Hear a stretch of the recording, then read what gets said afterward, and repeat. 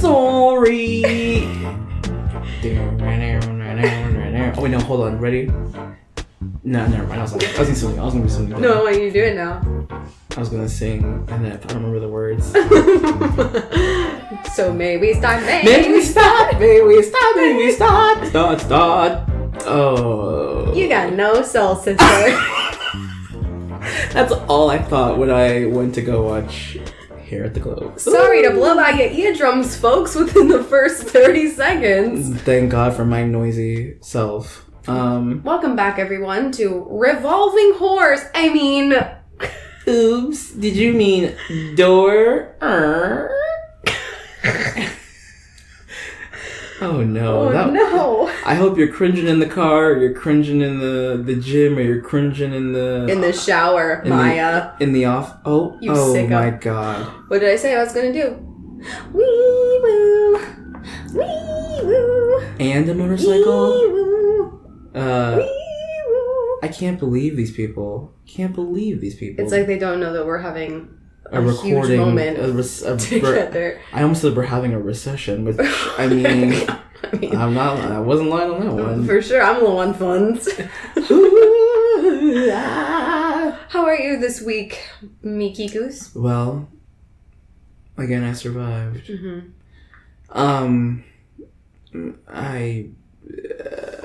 What happened this week that made you go, really? Really? It's gonna sound a little dumb. Okay.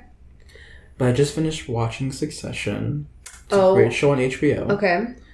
And there's a character, my favorite character, Miss Siobhan Roy, played by lovely actress Sarah Snook. And I did not know she was Australian. The American accent she has is... I was gooped. Oh, now? I was like, wait a minute. You're Australian. I really paused the show and then went on YouTube and was looking up every clip of her talking, and I was like, she's Australian. Oh my goodness. And her American accent is, you would never know. Wow. I love me a good Aussie. Well, it's subtle, you know what I'm saying? Yeah. Where like every once in a while you're like, there it is. Wow. What are your thoughts on Hugh Jackman? Now, I love X-Men. Broadway performer. I'm gonna say something that's extremely controversial. And so this is why we're here, ladies and gentlemen. Kids, get your pitchforks out, because I think Hugh Jackman is a bad singer. I just think that it feels like he's constantly, his throat just feels like it's like like the reason why I don't enjoy Les Mis that much, baby, Hugh Jackman. Wow. All of that, like, I'm like, no, stop this. I could, like, you could not, the Music Man, you're not gonna see me there. Okay. Now, what do you think about Hugh Jackman, Wolverine? Now, listen, another controversial opinion. Cinephiles, get your pitchforks out. I enjoyed X-Men Origins Wolverine. That's right, I said it. I enjoy that film. Wait a second, because guess what, honey? You do too. You're sitting next to the single only person in the Western Hemisphere who loves X-Men Origins Wolverine. I saw that movie twice in the theaters by myself. As like a young teenager. Sometimes I wish I would have found you sooner, because I would have been there right there with you. Dude. I love it. I love a good backstory. Thank you. I love a good backstory, and like the whole background with with them as kids. Amazing. I ate it up. Baby. I ate yum, yum, delicious. Dude, I listen. Here we go again. The opening credits are brilliant. Brilliant. Honey, you got Will.I.am in that movie. Oh, and he's good. You got, what is his name? Billy Boyd? You got, who? No, sorry, it's Dominic Monaghan. I'm sorry. not Pip. Mary. You got Liev Schreiber, who's who's Papa. He's Sabretooth. I mean, come on. I mean, you do have Deadpool in that part. Oh. Now listen, I was not versed, and so I didn't understand the big controversy. Of what exactly? Of them being like, this isn't the Deadpool that I know. Well, but it's like an Easter egg now. I remember people being so livid about that. I was like, I didn't get it. I was like, I don't understand, y'all. But isn't it like an Easter egg now with... I think so, yeah. Like it's Ryan Reynolds, but he's the real Deadpool. Yeah. So like, everybody shut up. You got the Deadpool you wanted. Gambit? Taylor Kitsch. Oh, he can... But to answer your question, yes, I love Hugh Jackman as Wolverine. I'm gonna be honest with you, to this day, I've never seen the Wolverine, the one when he goes to Japan. And I will say this right now, as much as I enjoy Logan, I cannot watch it again because it's just too godforsaken sad. It is. But I do have the black and white version, and I watched it once, and it was beautiful. And now I own it as, get your pretentious dollars out, kids, as a piece of collection in film. But I don't, it's just too sad to watch. Have you seen The Prestige? Of course. Incredible film. One of Nolan's best films. Yeah. One of Nolan's best films. You know what? That's a movie that I try to watch every year. Wow. Because it's just one of the... Well, don't get too excited, baby, because I watch The Grinch every year. I don't, like, it's not... Yeah, but The Prestige that's a pretty confusing... I mean, listen, talk about... Like, that's when Nolan was, like, at his prime, making mysteries that felt... When it came to the conclusion, you went, oh, wow. Because I love Andy Serkis. I love Andy Serkis. I love magic. Same. And I think that the visual... Oh my gosh, it's so beautiful. That movie's gorgeous. Sorry, kids. Spoiler alert. Here we go. Spoiler alert. This movie's also been out for, 16 years? Yeah, so get on it. When Christian Bale's downstairs and you see all the bodies of Hugh Jackman that have drowned, I hate that part. Yeah. Drowning scares me, and so I'm like, oh no. No. Okay, I have a very morbid question. Sure. For question of the week for you, other than the one I already asked. If you had to choose and you had no other choices, would you choose to burn to death or freeze to death? Ooh, that's a good question. Honestly, I'm gonna say burn. Because at least it's just like... I hope that you burn. God, we're terrible. Because, honey, now, I'm no Elsa. The cold never bothered me. But, honey, when it gets too cold, that hurts. Can I give you some really horrible scientific knowledge that I for some reason know? No, I think I know what you're going to say, please. So, if you had the choice to choose between burning to death and freezing to death, always choose burn to death. Because if you're being burned alive, this is really gross and graphic, so skip ahead, kids, if you can't handle it. But I love this stuff because it's like, it's your body, it's the human body, it's amazing. If you are being burned alive... it's gonna freaking hurt because getting burned really hurts, but your pain receptors will burn off. And then silence. Dead. You'll silently die. Honey, when you're It'll freezing... hurt at first, but if you freeze, guess how long that takes. That's at least, 3 days? And you feel it the entire time. It depends on how cold it is and, the conditions, but, it will take a very long time for your body to slowly shut down. I'm sorry, but and you'll feel it the whole time. I think about when you get I don't know about you, but when you grab ice sometimes and it's just a little too cold, it stings. It hurts. It burns. Yeah. So I gotta say, burn to death. Burn? Oh, absolutely. Yeah, 100%. There's this amazing... Yeah. This is amazing tweet I saw. It's the two sisters. It's Marge's sisters. Oh, God, yes. From The Simpsons, and they're being burned at the stake, and they take out their cigarettes. Dude, I love them. They light the cigarettes as they're being burned alive. I love it. Anyways, welcome back to Revolving Doors. A Vader podcast. We're here this week to give you all of the piping hot tea. This is a Broadway tea episode. Listen, we went away for 30 minutes, and y'all burned the place down. Well, let me tell you something. I'm gonna save it for you. I'll save it for you. Okay. Yeah. No, wait, I want to hear it. Well, it has to do with... We'll get to it eventually. Not even 15 minutes before we started recording this, I got new information, but it deals with what we're going to talk about later. Oh, I can't wait. Okay. Oh, honey, I jumped in my seat. Oh, honey. Oh, honey. Oh, honey. I went to the supermarket and said, meat market. I said, oh, honey, that's my Friday night, honey. Oh, honey. Before we get into the actual, down and dirty theater, we do have to mention a show. Well, a performance. A movie, if you will, that we went and we saw together.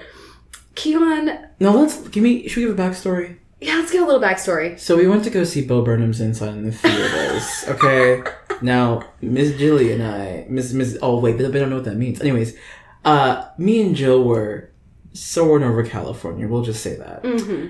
And we're in the front row of this theater, and a trailer plays for a movie that had never heard of it, but you got Adam Driver and Marion Cotillard and that one dude from Big Bang Theory. And it's like all these visuals. Just like the music. I was like, wait a minute. Like the preview was a movie in itself. I was like, and it got us. It got us. It snagged our attention, and we were like, oh, we have to go see this. Now, tell them what it's called. So it's called Annette. Mm-hmm. And you know me, I'm always like, oh, I want to do some research. So I did my little type hands. So I looked it up, and I read that it was the first film that premiered at Cannes this year. Mm-hmm. And people were like, oh, it's a doozy. People were like, oh, in 30 years from now, it's gonna be like the Rocky Horrors, the like Brian De Palmas, where they play at like a midnight showing, and people laugh at it and make fun of it. And it's going to be considered one of those, like, campy, awful classics, like, 50 years from now. Uh-huh. And so I went in being like, oh, okay, sure. And, Listen, Kian and I, we looked at each other and we were like, should we have gotten stoned for this? Like, should we... Well, we thought about it beforehand. We were like, should we take recreational drugs before we go and see this movie? And we were like, no, like, let's experience it. I have never wished that I was high. I wished that I was high. I was like, what is going on? It starts, and it was that weird guy being like, if you're breathing, I need you to stop breathing. And I was like, it was funny. I was like, okay, cute. Yeah, I was like, this is funny. And then they started singing, and I was like, oh my. Oh, nobody in this film can really sing. No offense, Adam Driver. Literally go listen to, is it called So May We Start? Is that what it's called? Yes. Literally, it started, and I was like, oh, this is like, you know when you get on a ride, and you're like, oh, I shouldn't have waited in line for this. Yeah. And now I'm on it, and I can't get off. Yeah. That was this movie. So there's a stand-up comedy scene that Adam Driver does. He actually does a couple in the film. So, like, I want to explain the plot, but I'm not sure that I can. Okay, so you have Adam Driver, Henry McHenry. So the movie is like, what is it, a farce? It has to be a satire. It's satire, it's farcical at times, and it's also just absurd. It's like an absurdist musical. Absolutely absurd. By this French director. And, Adam Driver and Marion Cotillard she's an opera singer, he's a stand-up comedian. They do the shag, and they have a baby. Adam Driver performs Cunnilingus while they're both singing. And they go, we love each other very much. For 3 minutes. And, like, Kian and I just sang that better than they do. Like, in the movie. The singing is... at one point, they literally are like, we're traveling the world. It was like, okay. So, they are together, and they get married, and they have a baby. And the baby... Should we spoil this? Spoiler alert, kids. Once again, spoiler alert. So the baby is a doll. It's a doll. It's a straight up doll. And it's like one of the weirdest dolls I've ever seen. It's a puppet. And, like, there is a team who created this puppet for this musical. So, like, they're raising this puppet together.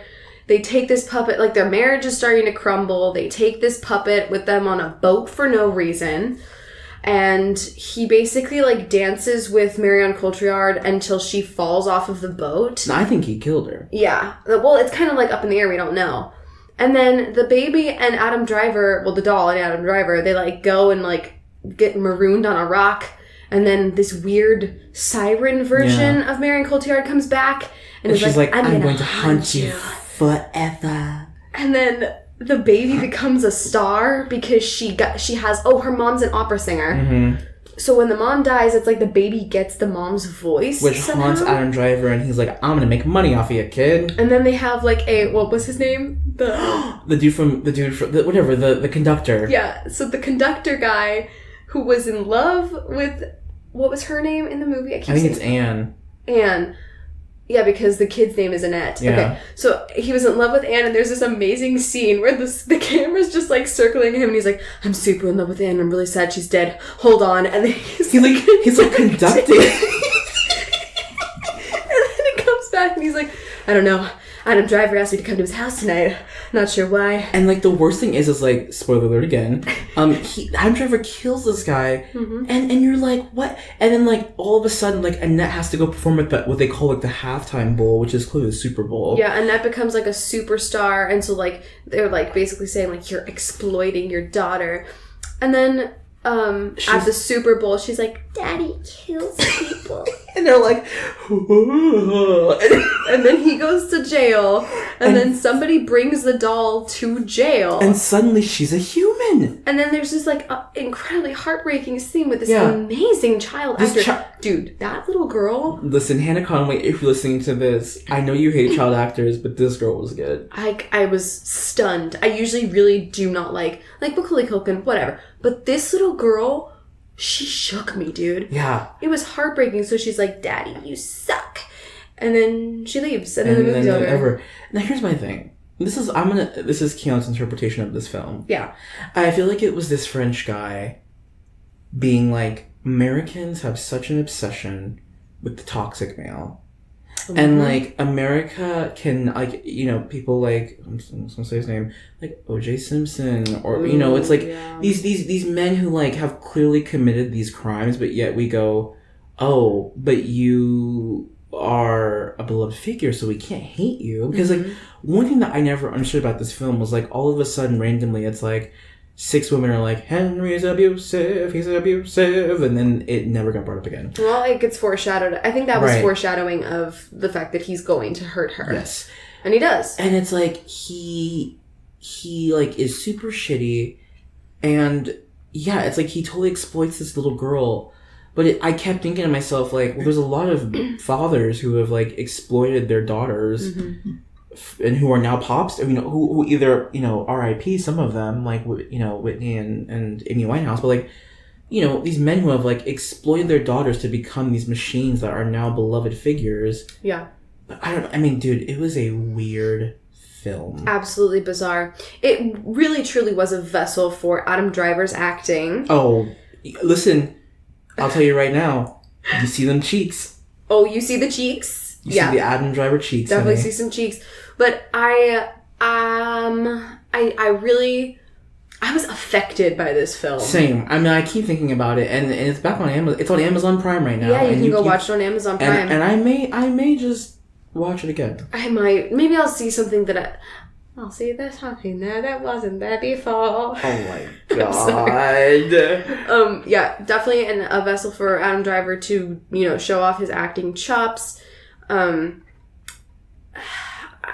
Would I recommend this film? I'm gonna say yes, but you need to watch it on Prime, and you also need to watch it with an open mind. And you need to don't turn it off because me and Joe didn't get up. We didn't leave. We sat there. We're like, we're getting our $14 worth. The whole 2.5 hours it was. But it's long. Oh, it's long, honey. That was my biggest complaint. It needed an intermission. Honey, you could have cut that in half. Yeah.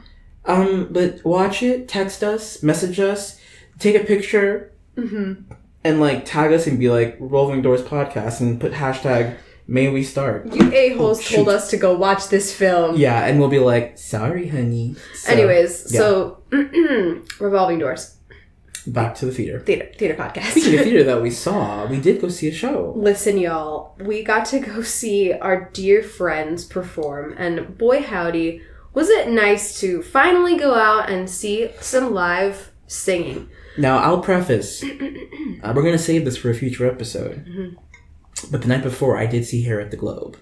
Yes, and I am going to see Hair in the future, so we're actually going to save our first, like, theater review. Not to say that this wasn't theater, but our first, like, big review of a, like, big show in town for another episode, because we want to make sure that both of us have seen the show before we actually review it. And we're going to talk. We're going to talk. As Frances McDormand said when she won her Oscar in 2017, pick me up, because I got a lot to say. If I fall down, pick me up, because I have a lot to say. Anyways, so we were really lucky. You go ahead. We got to go to Coronado Playhouse and see Vanities. Yay! But it was a cabaret version so it was like a reading version of Vanities, and we saw our Which, I'm so sorry, was a terrible script. Oh, we'll talk about it in a second. But we got to see, first of all, the performers were amazing. Mm-hmm. So, Laura Jimenez, which is our wonderful friend. Amy Oliverio, who's our wonderful friend. Mm-hmm. I forget her name. I know. She's playing Janet at OB Playhouse. I think her name is Daniela. I really wish I remembered. I'm so sorry, girl. But they were their vocals were wonderful. Yeah. They sounded really good together. Do you remember the name of the director? Mark Wilcox. Mark Carl Wilcox. We love him. He's a wonderful actor here in town. Wonderful human being. Yeah, he's so great. And yeah, so the vocals were awesome. The venue is quite, like, it's pretty small. It feels like a banquet hall. Yeah, it does. And it's like cabaret style sitting, so you don't like sit like in rows, you sit at tables. Which, listen, CPH, no offense to you, either I'm getting older, those seats were making me uncomfy. Yeah. I mean, I don't know like what their like budgeting is like, but it was the first time we had to show our COVID vaccine cards. Which was honestly a surprisingly smooth process. Yeah. We got to like show our cards, and then we got our tickets, and it went really fast. It was fine.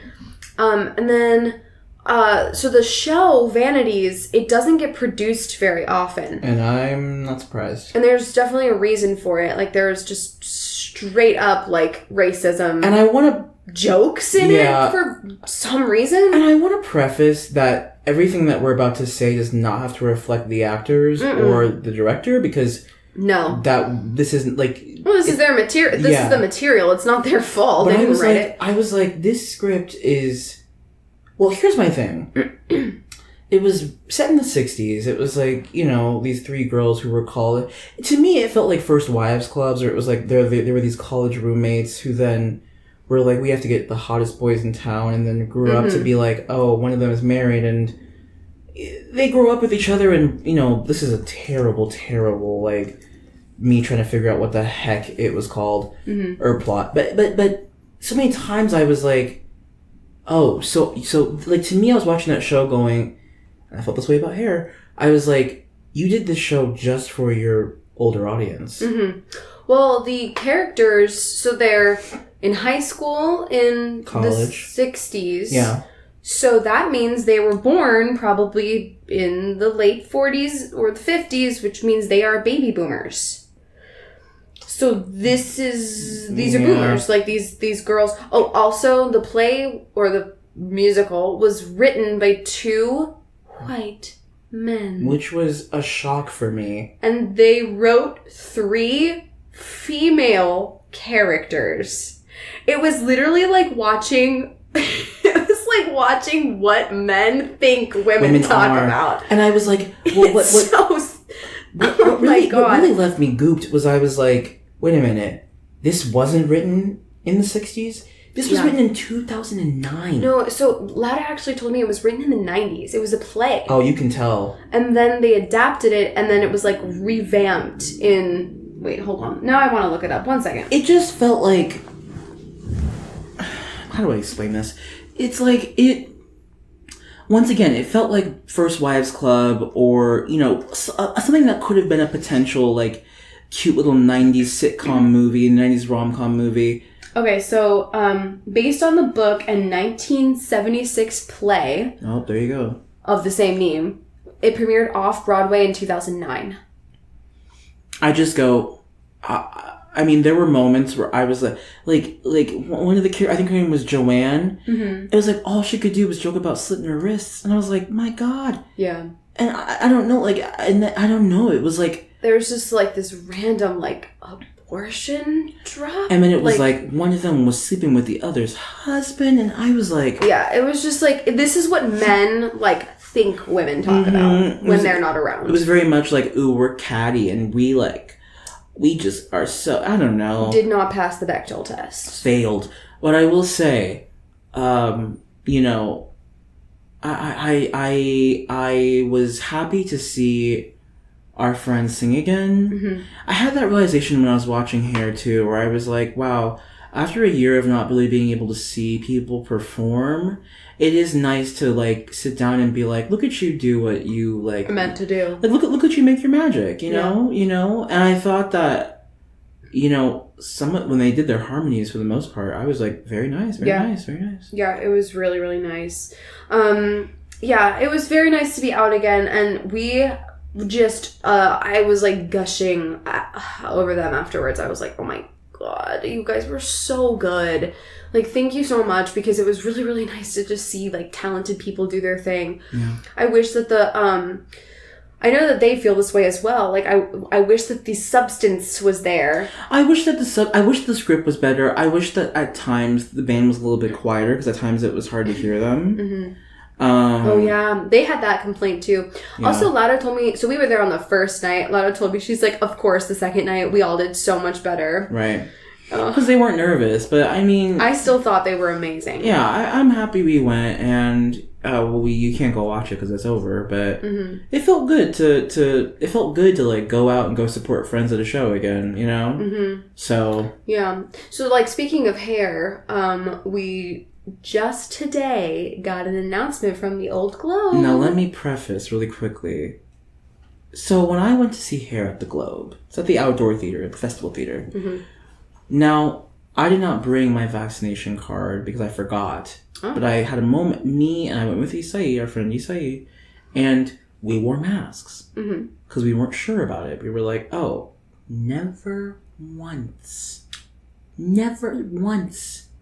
was I stopped to be like, nobody was like, take off your, you know, could you wear a mask? Nothing. No vaccination checks. Nothing.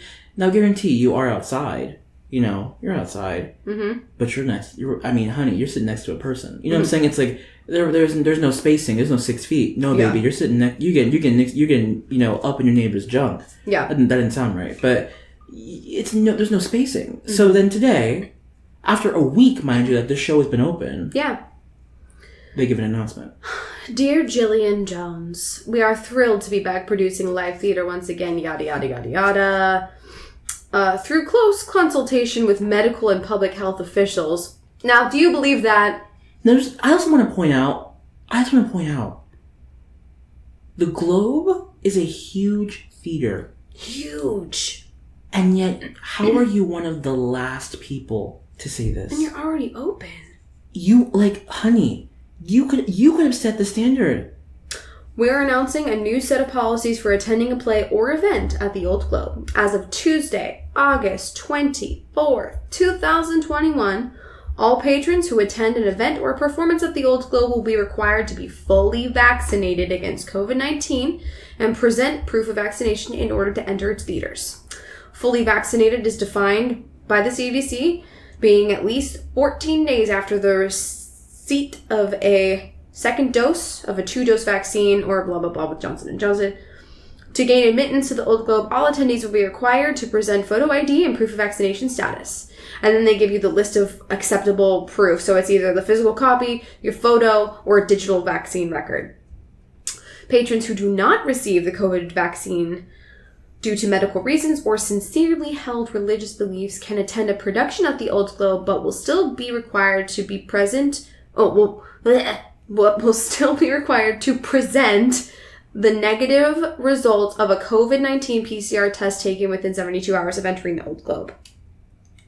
I just think yes, I'm happy to see that they are, you know, putting some rules and regulations up. It just feels weird to me that it's like this late. Now this is where it gets interesting. Patrons under the age of 12, whose age does not yet permit vaccination, can attend a production or an event at the Old Globe, but will be required to wear a mask or present the negative result of a COVID-19 PCR test taken within 72 hours. Blah, blah, blah, blah. So, and then here we go. When the indoor Old Globe Theater and Cheryl and Harvey White Theater reopens in September, patrons attending performances in our indoor theater must wear masks throughout the performance.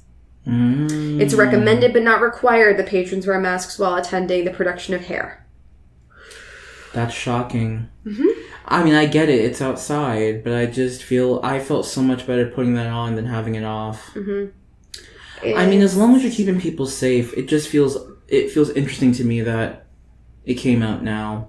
It's like they gave everybody who's unvaccinated a week or like 2 weeks to go and watch the show, and now they're going to require it. What is that? How is that even possible? It doesn't make sense to me. I mean, I'm on board with all of this, by the way. Same. I need to preface it. I'm like, yeah, great. I do think that, now I'm wondering, are the theaters who've announced their policies going to change? True. Nudge, nudge. True. Because now this is requiring proof of vaccination, and you got to wear a mask indoors. Which I don't think. I mean, we had to wear masks indoors for vanities, and I was okay with that. Yep, we did, and I was totally fine with that. But then you were allowed to eat in there. So yeah, but you had to put it back on though. Yeah, that's true. So. Anyways, so that's the update. Go see Hair, and then let's talk about it. Oh, we gonna talk about it, honey. Get out of my hair. It's a musical. So we have a question. We have a listener question. From Alex. Alex Newberry. Our dear friend Alex. Dear buddy of ours. Hi, Alex. Hey, buddy. Alex asks, what is your favorite Shakespeare play, and what do you think sets it above the rest? What is your favorite monologue? So there's 2 questions. I could probably answer both of those. Definitely. Let's talk about Shakespeare, Key. Should I go first or should you go first? Oh, I want you to go first because I'm really curious. Well, everybody, this is the episode where I just keep saying get your pitchforks out and get ready to drag me through the streets. Now, I'm going to say what my favorite Shakespeare show is. Now, I have to say what it... drag me for this. Y'all gonna drag me for this. But I have to say that this is my favorite Shakespeare show, and I don't care what anybody thinks. Now, I will not lie to you. There's 3 that I'm thinking of. They are 2 his comedies, 1 a tragedy. Now, I would say the comedies, but I'm gonna go with the tragedy. Okay. It's a classic. Everybody knows it. Because you know why?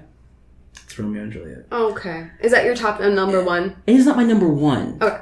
Well, actually, no, it is. It is. Number 1. Okay. Because this is why. I think that over time, over the years, hundreds, thousands of years that it's been around, I think what it is has been washed down by this idea of this forbidden love and these 2 teenagers who, are at the core of it, right? From these 2 opposing families, yada, yada, yada. But I really think it is such a cautionary tale about intolerance. And, such a cautionary tale about, how the smallest things divide. I mean, look at us right now. With masks and no masks. It's vaccine. It's it is such a cautionary tale of letting your differences, be the thing that stops you from connecting with each other. But it just so happens to be that he says it in the beginning, it's about these 2 families who are fighting for no reason other than that they're just oh, well, you're an enemy to me. And then they have to go through the awful thing of losing their children to go, oh, we should not be fighting anymore. Yeah. We should not. We've allowed our grief, we've allowed our gripe, our anger to literally blind us. And it was so bad that it prevented our children from having what they wanted. And they died, And so I just think that when done well, Romeo and Juliet, I think, can be extremely powerful and really make you think about how you're not allowing yourself to connect with somebody or how you are. I think it's just such a important story to look at people. It's very mundane, but I love the mundane. You know what I'm saying? I think there's a lot of beauty in the mundane and the beauty in just trying to talk to somebody else, And so I think that I don't know. But that's me. I really do love Romeo and Juliet. I was going to say 12th Night or As You Like It, but I really just feel like Romeo and Juliet's the one for me. And that's why I think it rises above, because it will always never not be topical. Yeah. It will, like, that will always, as long as there is intolerance in this world, Romeo and Juliet will always have a place in this world. Yeah. So is 12th Night and As You Like It like your other two? Yep. Okay. Now my favorite Shakespeare show is As You Like It. Oh, okay. Yeah. Wait, I'm confused now.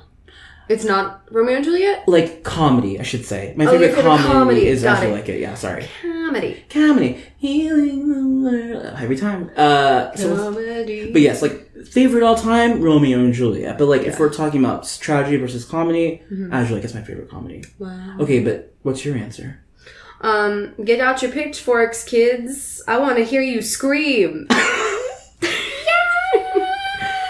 I mean, I like listening to you talk about it. It just solidifies why it's my favorite play by Shakespeare. It's Romeo and Juliet. Yep. It's you know, it was not only is it one of my favorite stories of his, and I do think that it's got there's some parts where I'm like, this is too long. You gotta cut her.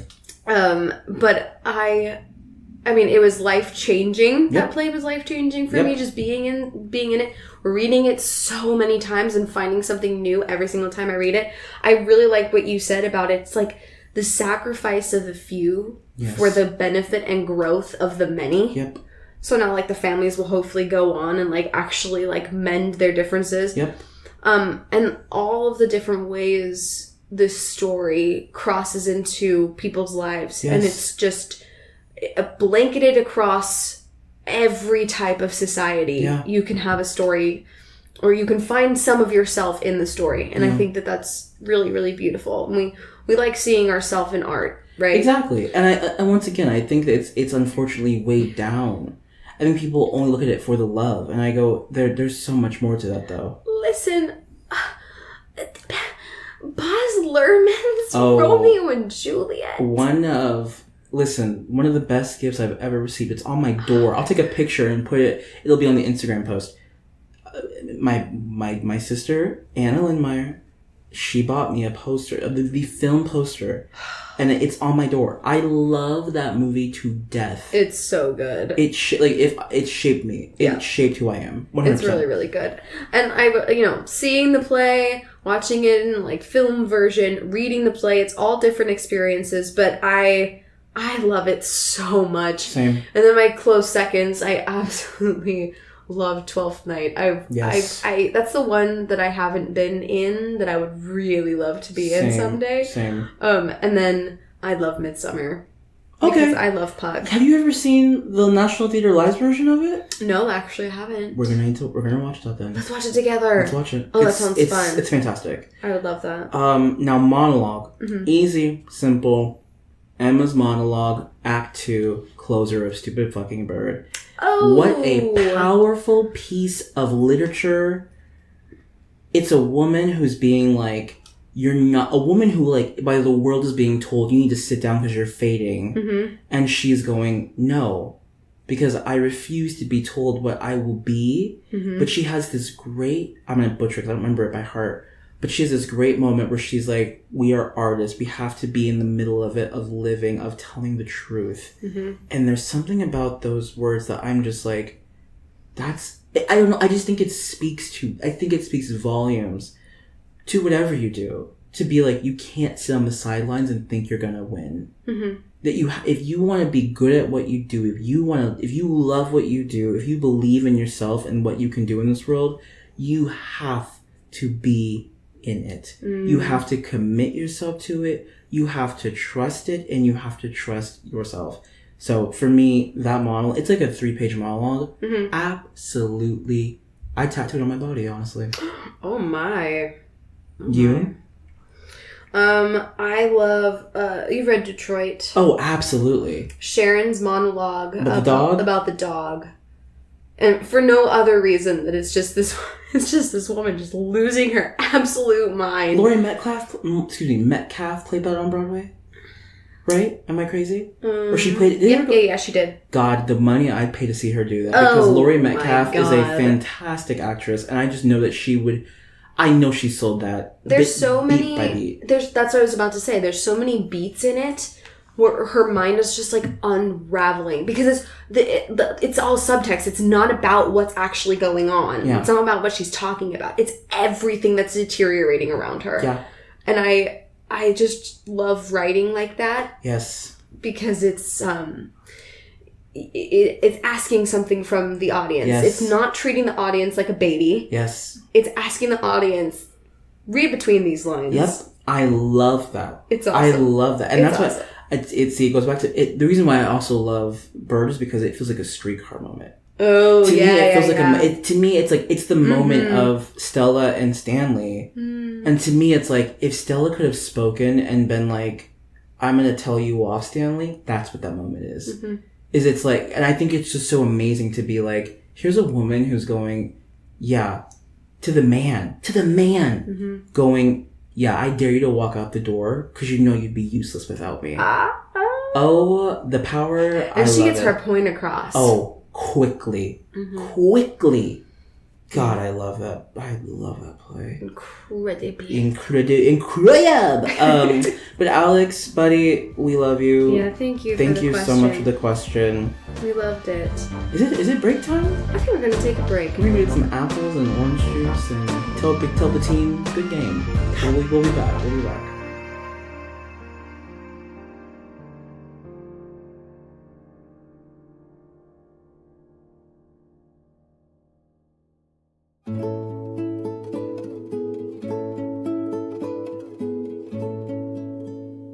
This week's episode is brought to you by Reservations. Honey, the fall is coming.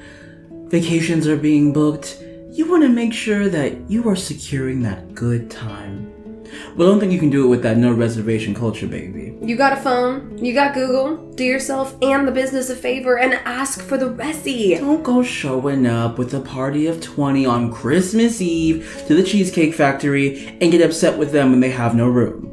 Reservations are the new black. Book one. And now, back to the show.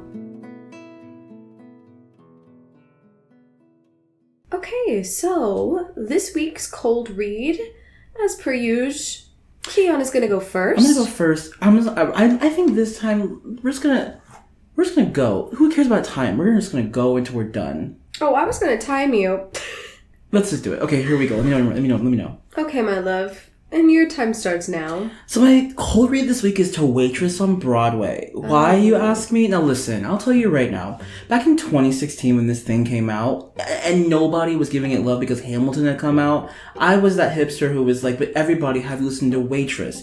And then it got popular, and that was amazing, right? It was so cute because you could go to the show and get pie before. And I'm pissed because I didn't see it when it came here. But here's my thing. This is reopening on Broadway, and I don't understand because it closed. And it didn't close because of the pandemic. No, ma'am. It just closed. And somehow they thought, you know how we'll get people back to the theater? To put Sarah Bareilles, who is not the best Jenna, I'm sorry, back on Broadway because she wrote the music. I do not understand. Get somebody new. Get somebody who actually has something that's interesting. Waitress has had its time. It was on Broadway for 4 years. You need to leave that be. Go to sleep. Do not put money towards that. You can make pie at home. Go to Marie Callender's. I'm sorry. Support a woman musical or like a woman-led musical, but also maybe support a new one? I don't know. I just don't see a point in it. I'm done. Wow. Sorry. I definitely agree with you that Sarah Bareilles is not the best. Not the best actress. Yeah. I mean, I've only seen bootlegs, honey, but you gotta love bootlegs. Sorry. Yeah. Okay. Well, now it's your turn. Okay. Ready? Yeah. Hit it. My cold read this week is men. Oh. Specifically men who are actors. Specifically men who are actors who think that yelling is acting. Oh. Listen to me. The second I see a male presenting person get up on that stage in a heated moment in a play and you start screaming your head off, turning red in the face, those veins bulging out of your ugly ass neck, I shut down. Does it have to do with my fear of masculine people yelling at me? Maybe. But you know what? It's not good acting. It's a cop-out. Yes. If you're screaming and yelling when you're acting in a scene, let me tell you something. If you lower your voice and you get very direct and you look me straight in the eye, I will shit my pants in fear. Yep. But the second you start screaming, honey, you showed all the cards that you have. Yep. You've showed me everything. Is this good acting? Says the man who's screaming. No, it's not. And that's the tea. Yep. That's it. Yeah, yep. Listen, it is such a simple thing to not yell. It's why I always bring up this story. The reason Meryl Streep was cast as Miranda Priestley is because everybody kept coming in and yelling that part. Everybody kept coming in and yelling that part. And you know what Meryl did? She got quiet. That's it. She got quiet. That's what I'm looking for. It scares the shit out of me, dude. I mean, that's why that line is so... It's why that speech that she gives at her is so powerful, because she's just going about her day. She's just like, oh, you think that you're like, you think from that a you're pile of stuff. And the way that she goes, I think it's sort of comical how you think you're exempt from this. And it's like, oh, drag her, grab her by the hair and rip her through the mud. Anne Hathaway, Miss Andy Sachs, you weren't ready. Okay, so listen. We got to talk about some of this pipe and tea. Listen. This is the tea, y'all. The Broadway tea. And I think everybody's pretty much familiar with this at this point. If you're not, well, get ready, girl. Get your cup, because it's ridiculous. You better buckle up, because this story... So, Kian is going to tell this story a lot. I know some of it, but I'm going to, react to it. Sure. But, okay, go ahead. So, a week from yesterday... No, sorry, a week ago today. About a week ago. Have you ever seen... Okay, sorry, hold on. Another Vine reference. There's a Vine... Never mind. It's not important. I'll tell you later. Okay. So, week ago today, it's in the morning, I'm on my way to work. I get on the gram, and I see an article from page 6 that says Broadway star Laura Osnes has been fired from a show for not being vaccinated. Oh. And I thought to myself, let me make sure I read this one more time. She wasn't vaccinated. Not like, oh shoot, not like, oh dang, I can't. No, baby. I'm talking personal choice. So give us some context. What was she doing? She was a part of a production of South Pacific, right? Okay. And they found out that she wasn't vaccinated. So they had, for the safety of the actors, they were like, you have to go. And she's like, yeah, I'll quit. Quit. Was she in rehearsals with everyone? Yes. Not wearing masks? No. Fully was this show probably would have gone up and was just happening, and then bam. Wow. Right? So then a couple days go by, right? And then she drops something on Instagram, right? Okay. 4 days ago. So wait. I'm really fast. I'm confused. Was she fired or did she quit? See, that's the thing. I think she quit. I believe she quit. But originally it said she was fired. But her personal post came out. Let me read. So I'll do a synopsis. It's a 3-page post. You can go on her Instagram and see it. Okay. And she turned off the comments because she knows she's in the wrong. She said, hello, friends. I took the weekend to gather my thoughts and formulate a response to the page 6 article that was being released last Thursday. The headline accused me of being fired for refusing to get vaccinated. The article reports of erroneous allegations that have generated a firestorm of negative conclusions and comments. It is important for me to clarify what actually happened. In early May, I accepted an invitation to perform in a one-night benefit concert at East Hampton's Guildhall. A month ago, I was informed that protocols had changed and I would now need proof of vaccination to participate.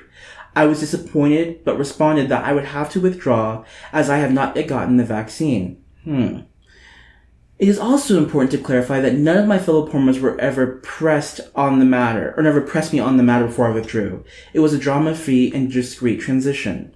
Page 6 wrote that the Guildhall representatives claimed performers have the option to provide proof of full vaccination or a recent negative COVID test result. Blah, blah, blah, blah, blah. She said she would have done so in a heartbeat, right?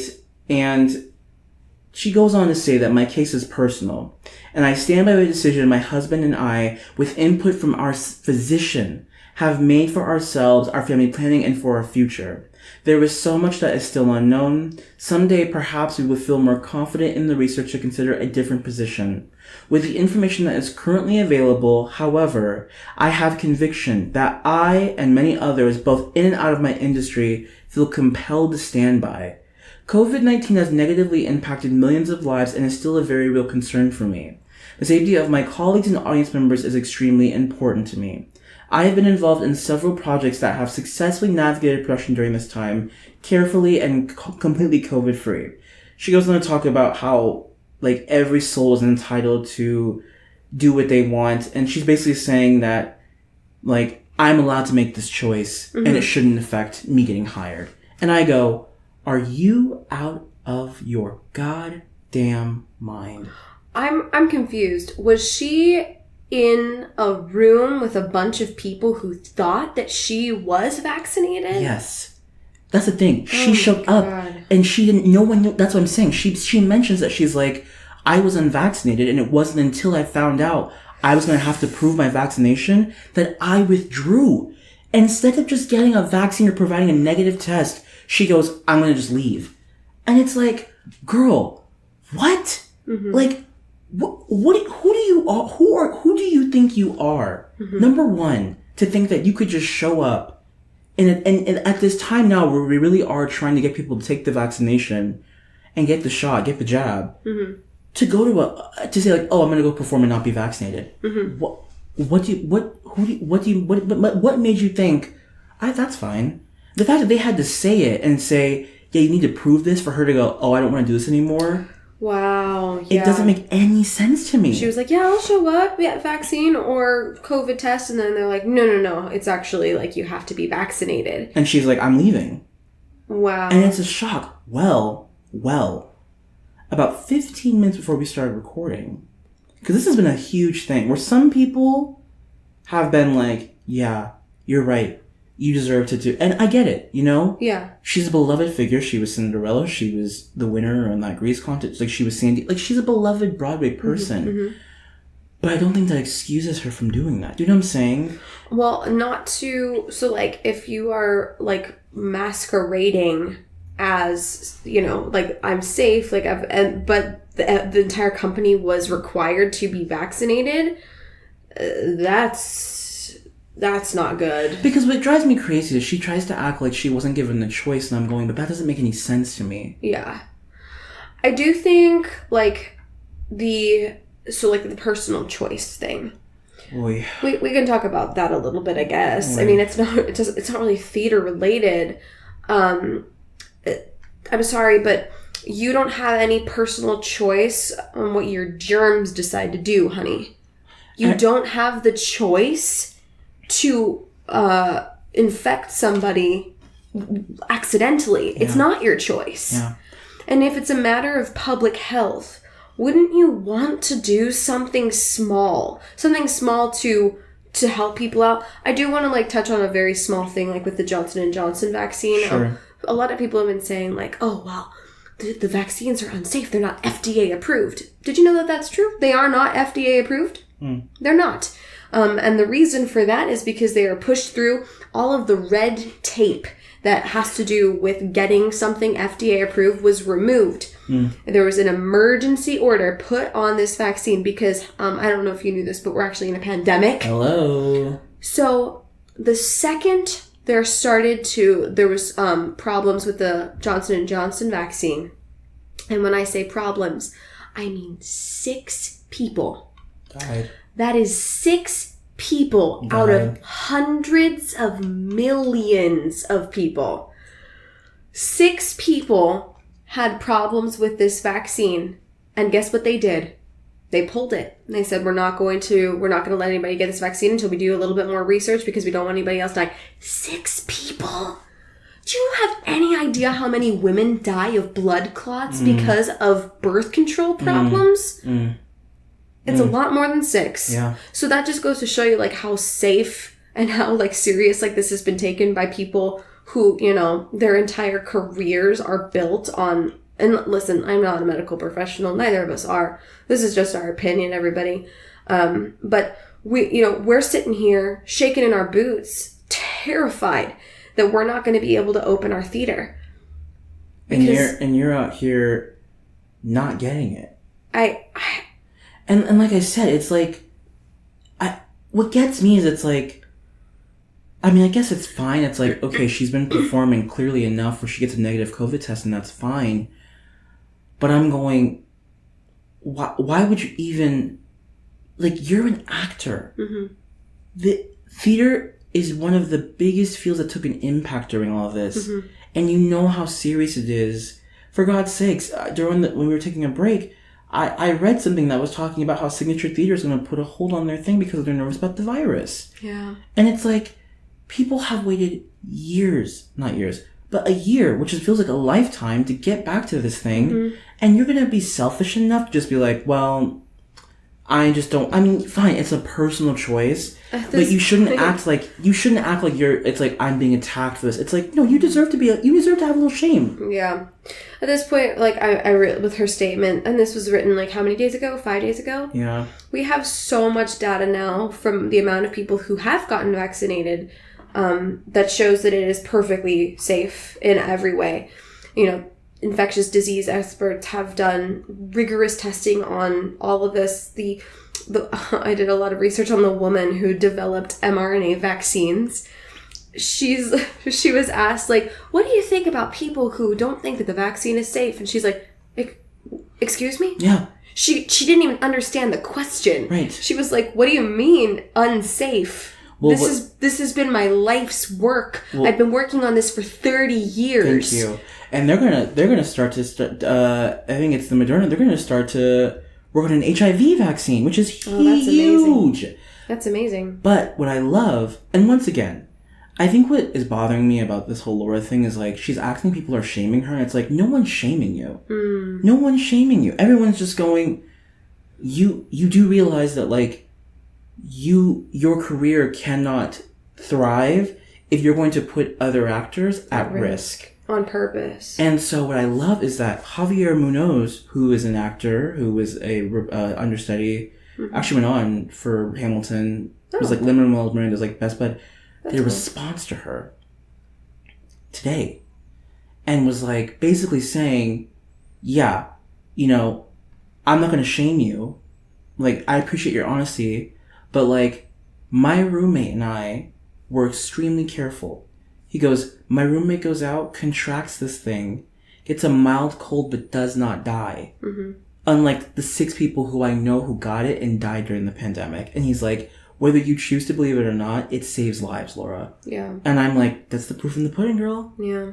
I don't know. It's just, to me, it's a privilege. I'm so sorry to say it. It's just such a privilege to sit up here when there's a choice, that alone, when like people in other places cannot even afford this. They have to beg. People have to die. I mean, it's like we are given and that's the worst thing about choice, is that it's like, well, I don't have to. Yeah. But I go, that's a privilege, and saying I don't want to. Talk about first world problems. Because of course, and I know people are always like, well, you can get it with the vaccination. Of course you can. Yeah. But at least I have myself protected somewhat. Mm-hmm. At least I tried. At least I did like something tangible. And so I just feel like it's like, I'm not saying cancel the woman. If you still love her, you still love her, and that's your prerogative, and that's fine. Mm-hmm. But for me, I think it's ignorant. Yeah. I think it's so weird. It's not even like ignorant. It's just devoid of logic. It's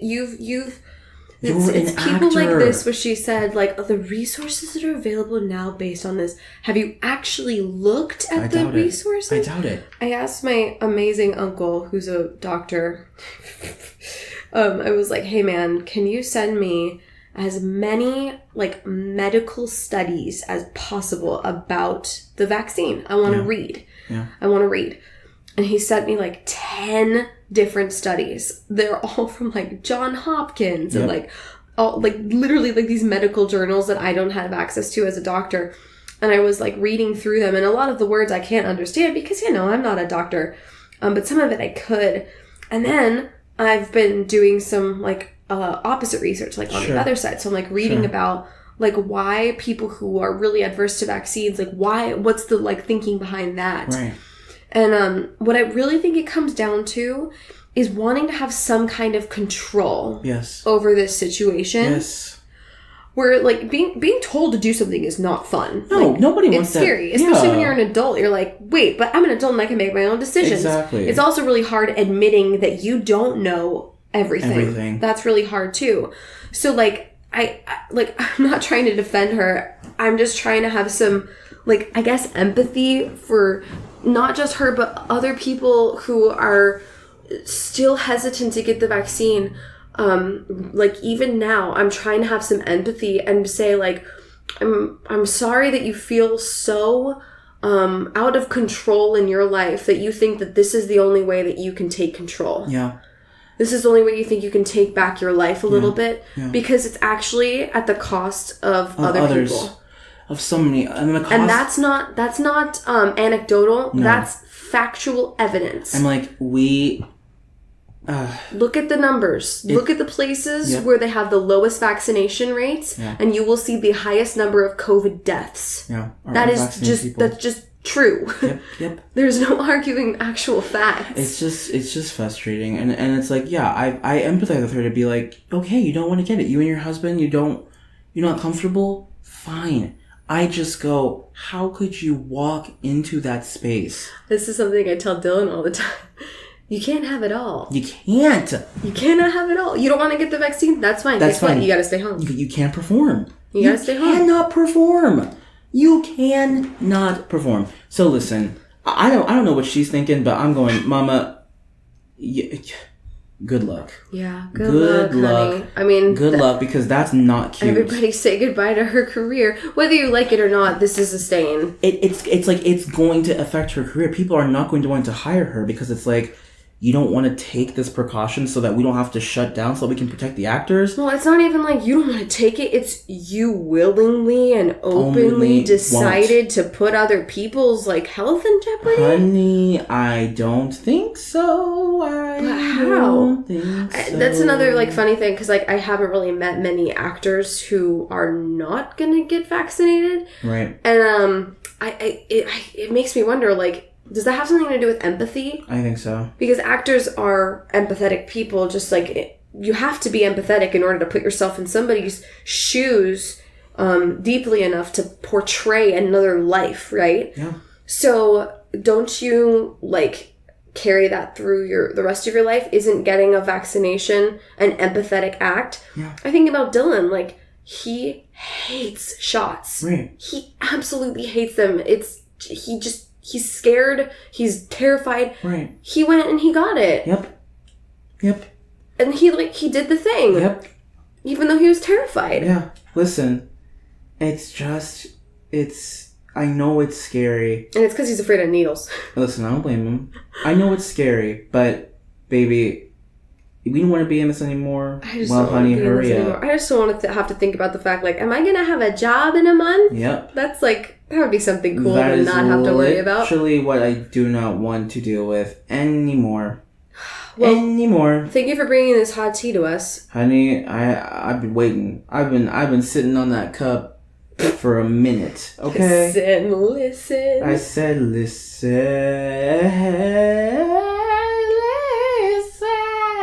I'm alone at a crossroads.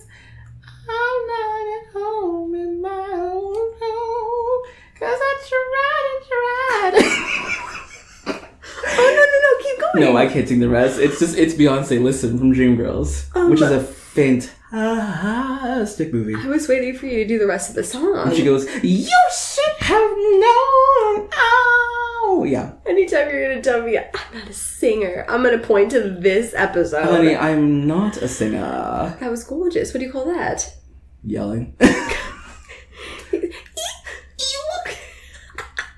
Dude, remember when Lawrence Day was like... Oh my gosh. Wait, really fast, we have to tell this story. So we were getting ready to leave work, and our friend Lauda... We were doing our dumb noises that we just did. We were just like messing around. And wait, what did she say? She goes, "You guys don't joke around with me like you guys." No, she goes, "You guys don't do jokes with me like you guys do with each other. Do I have a stick up my ass?"